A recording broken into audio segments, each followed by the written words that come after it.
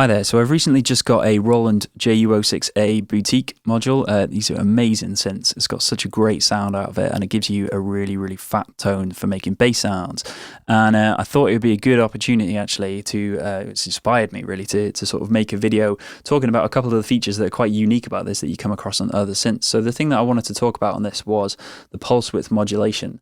So if you've watched my other videos, I've briefly talked about this before. So pulse width modulation, if you imagine a square wave going along like this, the pulse width is how wide that square is. So that first part, how wide is it?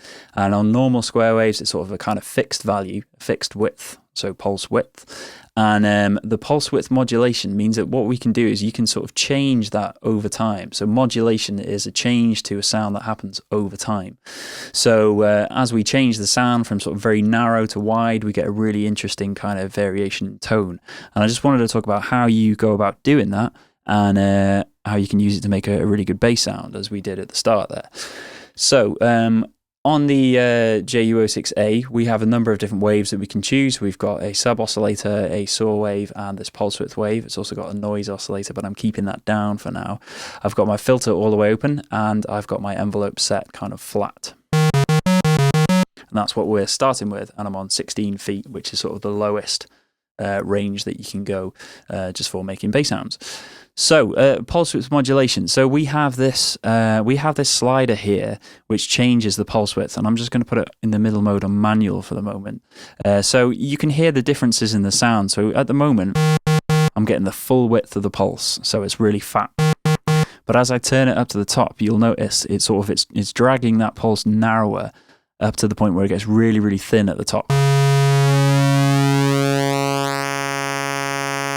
So all the way at the top there, we've got this really, really thin sound.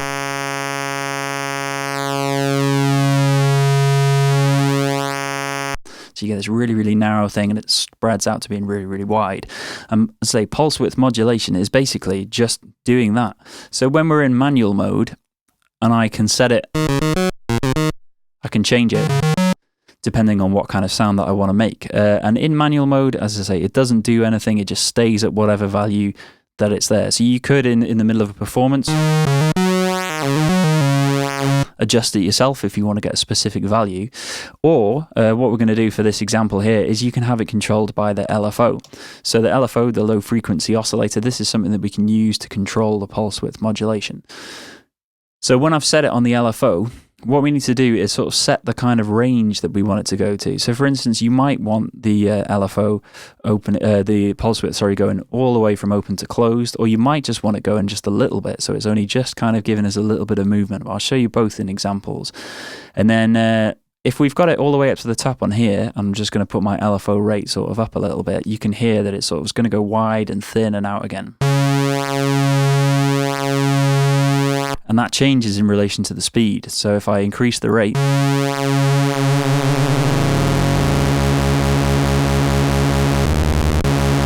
so actually what's quite cool on this one is like sort of at higher rates, you can get some real kind of manic sounds out of it. But if you slow it way down,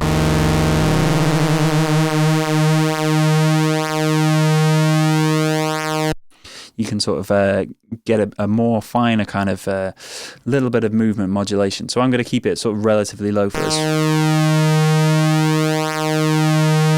So we can hear the modulation, but it's not sort of, you know, taking it too far. And I don't want it to open all the way out like that.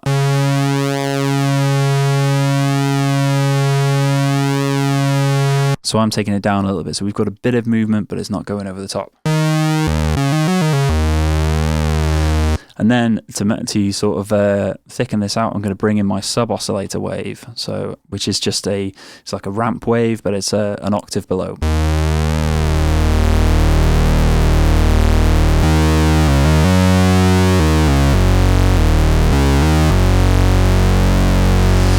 So if I take the pulse width modulation off and play those two waveforms, still sounds really thick, it still sounds really meaty, but it doesn't have that same kind of like grit to it. So if I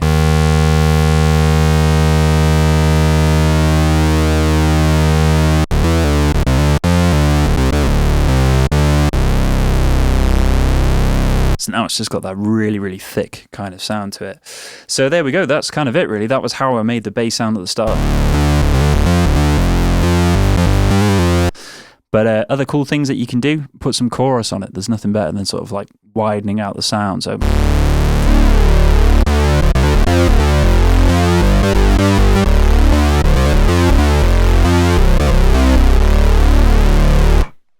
or if you don't want to use chorus, we can also just take the frequency down there.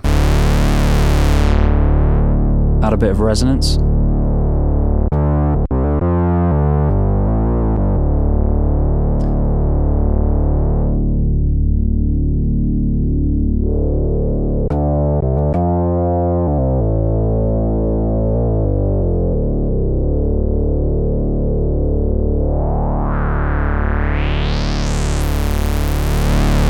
So you can get some really, really thick bass sounds. So that's pulse width modulation. I hope that's kind of made sense. As a little bonus thing, I just wanted to talk about the last mode that you can put it in is having it controlled by the envelope, sorry. So instead of it being controlled by the LFO, we can also have it controlled by the envelope. So for instance, at the moment, I'll just take the sub oscillator out for now. So when we're on LFO, that's sort of changing the shape of the pulse width for us.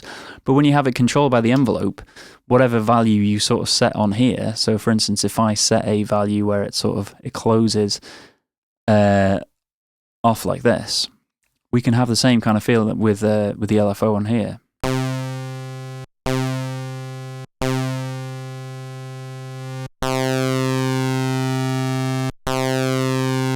So when I'm controlling by that way, you can kind of hear that when I play it, that's how it sounds. It's because we've got zero attack. It starts completely sort of thin, and then it sort of stretches out over time.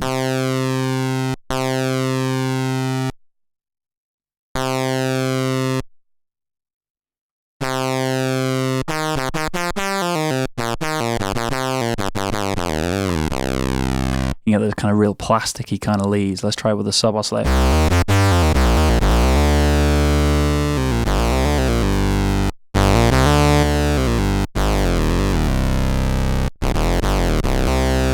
So yeah, that's another cool thing. So you don't actually find that on a lot of synths having pulse width modulation controlled by the envelope, but you do get it on this one. So that's pretty cool.